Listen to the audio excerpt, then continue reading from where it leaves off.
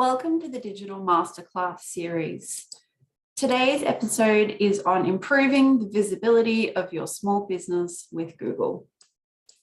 We're going to cover how to set realistic digital visibility goals as a small business, how to optimize your listing for your target audience, how to maintain consistency and accessibility on your listing, how to use media to showcase your business, and how you put together a customer review strategy. So a note on setting realistic digital visibility goals before we start. The good news is you don't have to conquer the digital world or achieve the kind of digital visibility or saturation of a brand like Coke or Nike, or even national brands like JB Hi-Fi or the iconic. Brands like these are often held up as golden examples when marketers talk about digital visibility online. Realistically, what these brands are able to achieve goes way beyond the resources of a small business owner. The international brands have certainly their own marketing wings of their companies and millions of dollars to spend on marketing output. And the national ones, again, have either their own marketing teams internally, or they're able to outsource and spend big with marketing companies. And often when we talk about brands like these and hold them up as golden examples, they can be a bit overwhelming to listen to as a small business owner because they're just not really relevant to what you do, what your focus is. And of course, as a small business owner, your focus is on developing usually long-term relationships with a very specific customer base, and that's often a local customer base. So this goal that you have should remain the same both on and offline. As a small business, you're not going to reach you're going to reach a slightly bigger audience or possibly a slightly different audience, but you're not going to grow exponentially or suddenly reach, niches of the customer market, like thousands of miles away in another country. Your goal should remain the same both on and offline. So your digital visibility goals should align with your long-term specific audience focus or local audience focus. So this webinar is going to explore very quick, simple and free ways that you can improve your digital visibility with the resources that you have. And the tool we are talking about today is Google Business and your Google listing. So Google doesn't need that much of an introduction. It's Australia's most used search engine, and it has around 90% of the world's search engine market share. It's free, it's user-friendly. You can get support at any point, and it's easy regardless of your skill level. But it also can be a really powerful SEO tool. If you put your Google listing together in the right way, it can really boost the visibility of your business and really increase your customer engagement and just generally your profile of your business within the local area. So the listing really exists to complement your brand's already existing web presence, whatever that is, whether you have a website or a social media presence. It gives you a public identity and a presence with a listing on Google.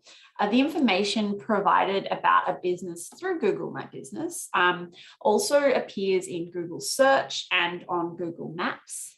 Also, any third-party platform that utilizes the Google Maps API will also show Google My Business listings regardless of what device is being used to search on. So some examples of third-party platforms that use Google Maps are Snapchat and Squarespace, as well as Lyft, which is a rideshare app. So these are huge companies that use the information that you put in Google listing to provide information to their customers as well. So today we're just going to be looking at, like I said, a few simple ways to get the most out of this listing. So first of all, we're just going to talk about a few things that you can do to optimize what your existing listing. So this webinar, we're assuming that you've already claimed your business profile, you've filled out the sections of your Google Business account, and that you've published your listing. If you haven't done those things, there are tutorials everywhere for this, so I'm not going to cover that in this webinar. So the first optimization tip that I have is to include a call of action, or call to action rather, in your business listing and everywhere else online. So a call to action, also called a CTA, is a marketing word term that refers to a prompt encouraging readers to take an action. Some examples of a call to action are things like read more, learn more, buy now, inquire today, chat with a team member. Every single piece of marketing content that you create should include a call to action. It tells readers what you want them to do next. It gets them to engage with your business, and therefore begin a relationship with you. It's really, it's one of those things that is often missed when you're writing online, but it is really crucial. It pushes people just that little bit further to engage with you. The next optimization tip I have is to be very specific about the business category that you choose on your listing. So don't just choose retail. We're not going for quantity, we're going for quality here. So we really want to make it as easy as possible for your audience to find you. So, don't just choose retail, choose fashion, or even better, choose children's fashion or ladies' fashion or ethical fashion.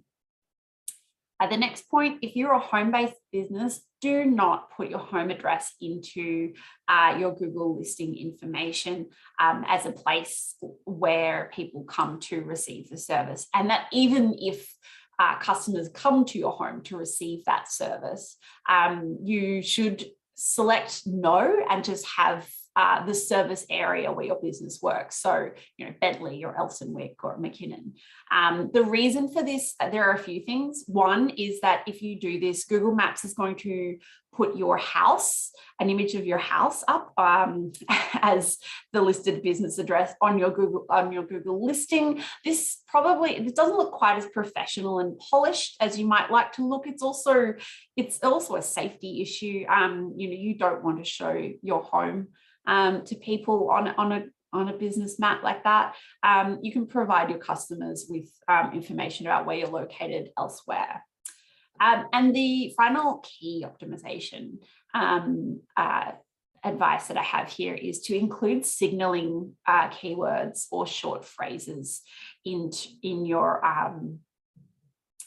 description. So signaling key phrases, keywords are things like, so if you're a cafe, descriptive terms, basically, they're keywords like brunch, locally roasted coffee, vegan friendly, kid friendly, open late. So when a customer types something like vegan friendly restaurants near me into their Google search, your cafe is going to pop up amongst the top listings because it makes this, using terms like these makes it easy for Google's search engine to pull up your business when it's trying to find results for a particular request. And it also makes it easy for customers to see what you're about just at a glance and just take in those words. So now we're going to move on to talking about maintaining consistency and accessibility with your listing. This is pretty standard stuff, but it's always worth looking at, even if you think your brand looks consistent and is accessible on Google listing. Google listing is the first place a lot of people will come across your business or see it for the first time. So it's really important to get all of these details right. So things like making sure your service options, your opening hours, and your contact information are all correct and consistent. So across everything. So your Google listing, your website, your social media platforms. It's also great if you can confirm your opening hours on a regular basis, particularly during a time like we've had recently, where our business hours change regularly and there's some ambiguity about when a business is open. Make sure your contact options are all up to date, and better still, make it easy for customers to get in touch from Google. So whether that's putting a phone number down so they can just press the button and give you a call, or putting a link to the delivery app where you can order from online if you're a restaurant, something like that. Just make it really simple for the customer to go from viewing your listing to browsing a menu and making a selection or asking a question.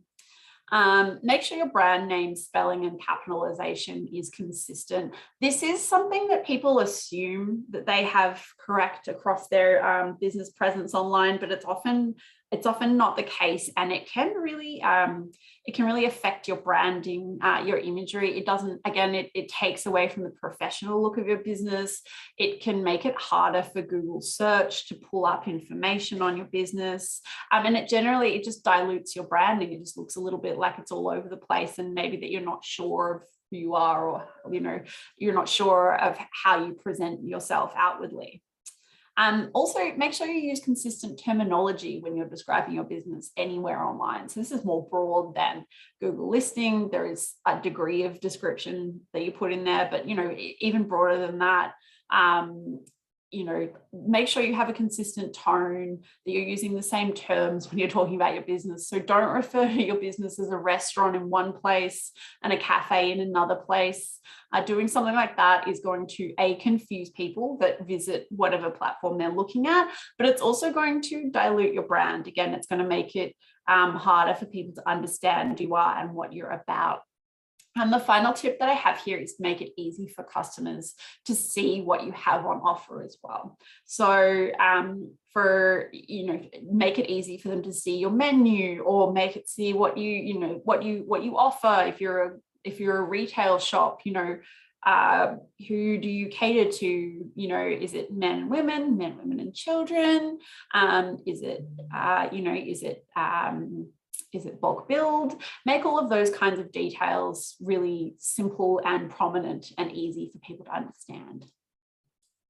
And the next thing I wanted to talk about is using media to promote your business. So Google Maps Google Listing, lets you upload images of your business alongside their Google Maps picture of the outside of your business, and that'll all be added to your Google listing. So you can use this to promote what your store looks like, what your branding is like, and what products you have on sale. The first thing is, though, before we get to any of that, is Google automatically if you put an address into your Google listing, Google Maps sources an image of your business according to from its maps automatically, and it'll put it up there, and it's there unless you change it. So make sure that the Google Maps image of your business is an accurate representation of your storefront. If it isn't, if it's out of date, it can be harder for people to find you. It might make them think that you're not actually there as well. So if it isn't an accurate representation of your storefront, like if it hasn't been updated in a while, you can actually change it in Business Profile Manager. You just change the map marker for your business, either if it's in the wrong area, or you can add your own Street View imagery with the Street View app. You can also take and upload images of your store to your Google listing. I recommend doing this on a semi-regular basis, once every 3 to 6 months, if possible, to keep your business listing looking fresh and relevant. It's especially important if you have a new product in store or item on the menu, particularly if you work in an industry where trends change a lot. So like in clothing retail, for example. Another reason to update might be when you're making changes to your interior decor, if you've updated your branding, if you've changed any other aspect of your business. Now, I know for service-based businesses or sole traders, doing something like that can be quite difficult, as there's seemingly not a lot in terms of visuals to represent. But at a minimum, I would recommend that you aim to have a professional headshot of yourself, an image of your business logo, and ideally an in-action image of you with a customer or at work. Another thing that you can also do with media on your Google listing is you can post updates and feature products on the listing. I'm going to put some information at the end of this presentation about that, as that's that's a whole other topic in of itself. So I just have two images here of two business listings. So we've got the business listing here and the business listing here. These are two businesses in sort of the area where I live. So this is, the first one is Billy Van Creamy, which is an ice cream shop. So you can see their website here. You've got their social media again, and then their listing is here. So if we look at that in terms of what we've just gone through, all the optimization and the box ticking that we've just gone through, let's have a look and test and see how well Billy Van Creamy performs. So are their details all correct and consistent? Look, as far as I can see from here, yes, it's consistent. They've got their hours. It was confirmed by the business 9 weeks ago. They've got the address. They've got really clear what their options are. They deliver, they do takeaway, they do dine-in. Is it easy to contact them from Google? Well, they don't have a phone number, but they do make it easy to place an order via Menulog, DoorDash, or Deliveroo. So that's pretty straightforward. Is the spelling and grammar consistent? Yes. So we have Billy, capital B, smaller v, Van, and capital C, Creamy. And again, Billy, Van Creamy, same deal. And again, across their social media. And again, so you just get this very consistent piece of branding. And it just looks very clear and straightforward. Is it easy to see what is on offer? Yes. There might be a menu behind here, but very easily we can just click on Menulog, DoorDash, or Deliveroo, and we can look at what they have on offer, at least for delivery. Does the image show the outside of the shop clearly? Could you recognize it from the street? So we've got the image here. I would actually say that this is not a great representation of the shop out the front of this shop, because we've got a truck in the way. That's the most prominent thing that we're seeing here. And we've got a car again obscuring these two buildings. So I would say in that sense, Billy Van Creamy is not doing as well as it could be. And are there images of the branding or the product? So we can see one here on their Facebook, which is quite nice. They do have an image of their interior as well, which is really nice. It's again, you've got a very consistent kind of brand language, these soft colors and the pinks. So it ticks the box in that sense. The other shop I have up here as an example is Poppy Shop's business listing. This is a child's toy shop in Carlton. So are all their details correct and consistent? Yes, we can see they've got all their service options. They've got their address. That's pretty straightforward. Their hours, yep. And it was confirmed by phone call 3 weeks ago. Fantastic. There's the phone number if you need to call again. That's all pretty straightforward. Are they easy to contact from Google? Yes, because we have the phone number there. Is the spelling and grammar consistent? Now, the answer to this is no. So we have here Poppy Shop, one word. And then on their website, you have Poppy Shop, which is 2 words with a capitalized S. You also have, syntactically or grammatically speaking, this isn't a great double headline here. So we've got Poppy Shop Toys and Gifts. So this sort of implies toys and gifts is part of the main brand name. And then you've got the dash with classic toys. So again, repeating toys, we've got toys twice, games and puzzles. So I would say this brand needs to review their listing and either put it as Poppy space capital S shop, toys and gifts, or Poppy shop, and then remove toys and gifts from their website heading. Have a look like that.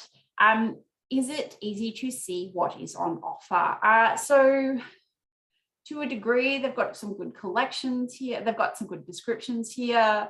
All the detailings are popping up. You can see, so they're using these signaling terms pretty prominently across their social media.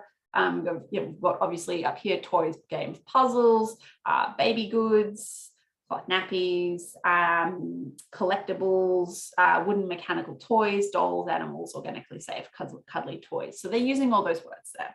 So it's easy to see what's on offer or to explore further via their shop, and also via this products button, which they've already they've put on their website. Does the image show the outside of the shop clearly? Could you recognize it from the street? So this is a very clear, solid shot of the outside of the shop. That makes good sense. The street view, look, as Google Street Views go, this isn't incredible, but it's not terrible either. The shop is in here. It's a little bit difficult to see from this distance, but it is visible. It's better. It's certainly better than Billy Van Creamy's. So the final thing that we're going to look at today is customer reviews. So customer reviews play an enormous role in the appearance and search results of your business on Google. Google uses customer reviews to provide a star rating for your business. Customers use the reviews as a determining factor on whether they want to visit, because what other people say really does shape people's opinions. And business listings with customer reviews, ideally the more the better, look more credible and they receive more clicks, just statistically speaking. It's really important to prompt positive reviews from your customers. And to do this, you need to implement a customer review strategy. So a customer review strategy requires two things. A prompt encouraging your customers, so you need to encourage your customers to leave a review. And you also need a strategy to manage negative reviews. So let's look at prompting customers to leave a positive review. This is ideally a written request rather than a verbal request, but you can do it both ways. So usually it's via an email or a text message. It should be sent soon after the transaction is completed, either within a few hours or a few days, depending on the size of the transaction. It should include a link to the review page, so it's easy for the customer to find and fill out. So that's really why a written review request is better than a verbal request, because it just makes it so much easier for your customer to complete the action you're asking for them to take. I recommend, in the review prompt, whether it's an email or a text, emphasize how appreciative you are for their custom and their support for small business, and ask for feedback, not a 5-star review. So, you're asking for feedback, positive or negative. And if they've had a positive experience with you, they're probably going to leave positive feedback. Don't ask for a 5-star review. That can sound a little bit manipulative. And the second part of a customer review strategy is a strategy to manage a negative review. This is called reputation management in marketing terms. So look, everybody's going to get a negative review on Google from time to time, and it'll pop up on their listing. It can turn quite prominent as well sometimes.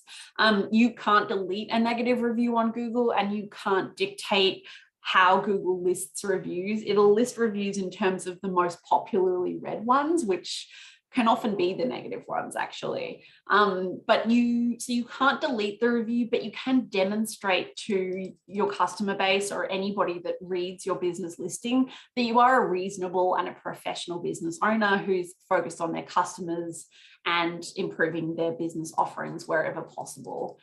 So the way to do this is to respond to the review publicly. You can do this with all reviews, but it is particularly important to do with negative reviews. So first off, in your response, do not try to argue with the customer whether or not you're in the right. Arguments on the internet never make anyone look good. They tend to look petty. So don't consider questioning what they're saying or saying you're mistaken in this or anything like that. Just don't go there. The first thing to do is to acknowledge their experience. So you say something like, "I'm so sorry that you had a negative experience at our restaurant."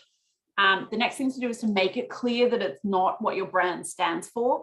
Ideally, without using negative terms like when we don't do this, this isn't something that we do. This is totally against our values. Instead, aim for the positive. So the positive sell would be something like, we strive to cultivate a warm, welcoming environment where everybody feels comfortable. And if someone has complained about feeling ignored or something like that, you would respond with something where you're pushing the selling point. You're not talking about what you're not, you're talking about what you are. I would also provide them with a way of contacting you to resolve the issue. So, for example, we'd love to discuss the issue with you further and see that we can, what we can do to ensure that this does not happen again. Please email, I put the email address in there. 9 times out of 10, they're not going to contact you. But to other readers, this makes your business look professional, honest, and caring. And then ultimately, a well-managed complaint can actually boost your credibility as a business. So that is the end of this webinar. Here are a few additional resources for you to look at if you have finished optimizing your listing and want to continue evolving your digital presence as a small business. So we have Council's dedicated business support hub up the top. That's full of resources for businesses of all sizes, small, medium, large, home-based, sole traders. You'll find something there for everybody. We also offer business promotion for free on our Discover Your Glen Ira Facebook page. You just have to go there and send us a message saying that you'd like to be featured, and we will feature you. If you'd like to look at more developing your digital literacy a little bit more, you can take a look at the rest of our digital literacy masterclasses. And then finally, I mentioned earlier on in the media section of this webinar that you can also post updates and post new products on your business listing. That final link is information about that. Thank you so much for taking the time to listen, and I hope this has been helpful.